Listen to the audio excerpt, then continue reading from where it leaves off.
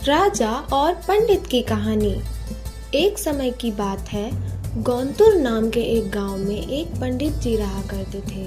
उन्होंने एक साहूकार के पास 500 रुपए यह सोचकर जमा करा दिए कि जब उनकी बेटी की शादी होगी तो ये पैसे उनके काम आएंगे। देखते ही देखते समय निकलता गया और बेटी शादी योग्य हो गई। पंडित जी ने अपनी बेटी के लिए योग्य वर देखना शुरू कर दिया।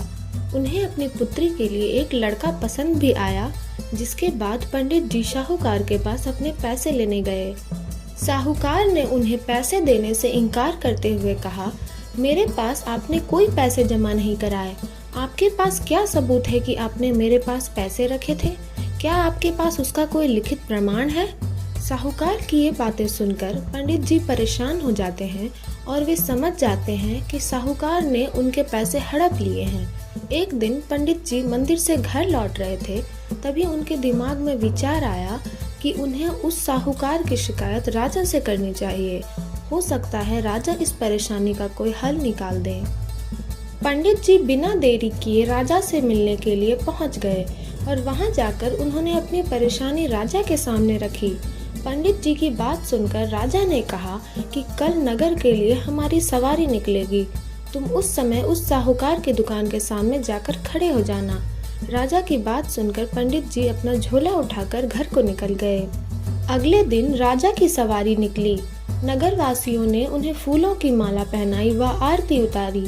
पंडित जी राजा के कहे अनुसार उस दुकान के सामने खड़े हो गए।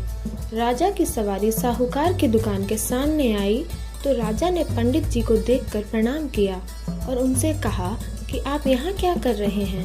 आप हमारे गुरु हैं, आप हमारे साथ बग्घी में चलिए। पंडित जी के बग्घी में बैठने के बाद साहूकार ने राजा की पूजा की और उन्हें फूलों की माला पहनाई। उसके बाद राजा की बग्घी आगे बढ़ गई।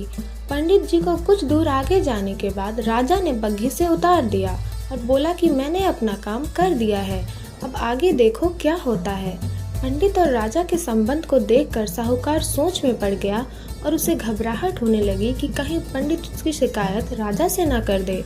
वह घर जाकर रात भर सो नहीं पाया। सुबह दुकान पर जाकर सबसे पहले साहूकार ने अपने मुनीम को पंडित जी को सह सम्मान दुकान में लाने के लिए कहा। मुनीम पंडित जी को ढूंढने निकल गया।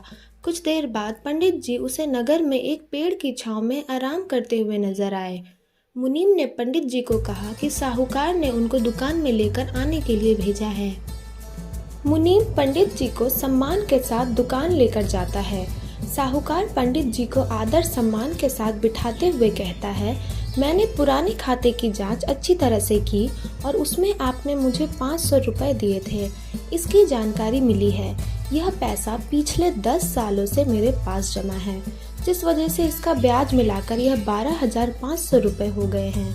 फिर साहूकार उन्हें 13,500 रुपए देते हुए कहता है कि आपकी बेटी मेरी भी बेटी की तरह है, तो ये 1,000 रुपए मेरी तरफ से उसकी शादी के लिए है।